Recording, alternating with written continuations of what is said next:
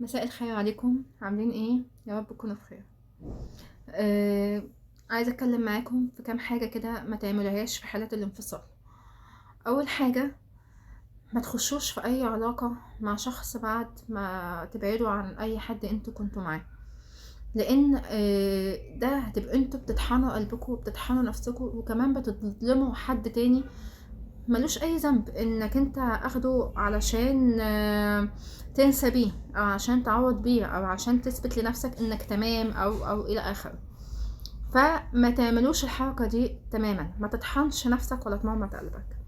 خد وقتك، ومهما طال او الوقت او قصر، انت اعرف ان كل حاجة هتمر وهتعدي. تمام.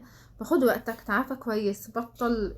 في الاول طبيعي انت ممكن مثلا تبقى مركز مع حاجة معينة او لكن اول ما تبطل تقارن، اول ما تبطل انك تفكر في الشخص اللي فات، تمام، او تتذكر تفاصيل او ساعتها ممكن نقول ان انت ممكن تشوف تقدر تخش في اي علاقة تانية.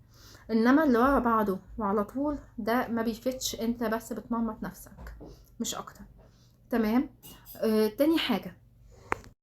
تاني حاجة القبول لأي موقف، هو انك انت مثلا بيحصل لك حدث ما في حياتك، فمش بتقعد تقول ليه او انا ليه حصل او انا ليه سوى او لا خالص، انت تقبل ان الحدث ده حصل، قدرك ان ده يحصل. بتبتدي تفكر وتاخد اجراءات، انت هتتكيف ازاي مع المرحلة دي، هتعمل ايه. تمام. ف كل اللي انت بتعمله ببساطة انك تتقبل الألم، تتقبل انك انت اتأذيت او اتغدر بيك او بتحس بمشاعر الحزن.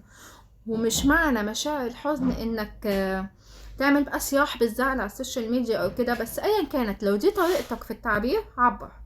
زعلان عبر، عايز تعيط عبر بعياط، عايز تحزن احزن. طالما اهم حاجة انك تعترف انك حزين في الفترة دي، ما تنكرش الزعل. لا انا زعلان بس ده خلاص، ده قضاء ربنا وقدره، وربنا اراد شيء ما، او انا كنت السبب في شيء ما الى اخره، ايا كانت الاسباب. انت بتتقبل المشاعر دي، ما تنكرهاش وبتعيش معاها.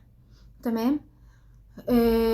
ممكن تمر بوقت انت مش قادر تعمل فيه حاجة خاصة بشغلك او عادي جدا، طبيعي ممارسة شعور الحزن عادي جدا، بس ما تخشش في ليفل اكتئاب. يعني طبيعي هتزعل، هتمر بمراحل صعبة اثناء مرحلة التعافي، هما كذا مرحلة، ولكن مم، يعني فوق بسرعة، ما تطولش.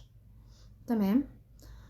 تالت حاجة بقى والأهم، ما تبنيش تعافيك النفسي على ان الشخص اللي انت انفصلت عنه يندم، يجي يعتذر، يحس ان هو غلطان، يحس ان هو انساه. يعني جنبه تماما من موضوعك.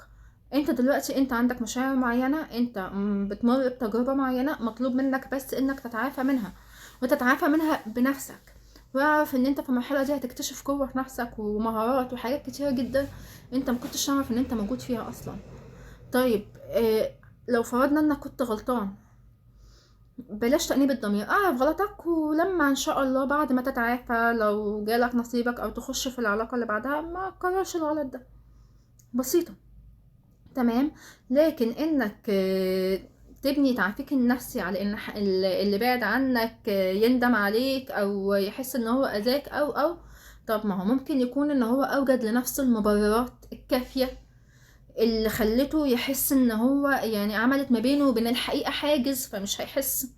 انت ساعتها انت هتعمل ايه؟ ما هو المؤذي ما بيحسش ان هو مؤذي. مش كل الناس عندها الشجاعة ان هي تعترف بغلطها، ومش بقولك يجي يعترف لك حتى بينه وبين نفسه. فالفكرة كلها ان ممكن يكون الشخص ده او الشخص اللي اذاك او الشخص اللي انت شايف ان هو اذاك اوجد لنفسه المبررات الكافية اللي تخليه ما يشوفش ده، حط حاجز ما بينه وبين الحقيقة. فانت في الفترة دي تركز بس على نفسك، انك تعدي المرحلة دي بخير وبسلام. شكرا، واسفة ان انا طولت عليكم، بس دي حاجات ما ينفعش تتعمل ساعة الانفصال. وممكن اكون ما قلتهاش كلها، ولكن انا شايفة من وجهة نظري على الاقل ان دي اهم حاجات في المرحلة الاولانية.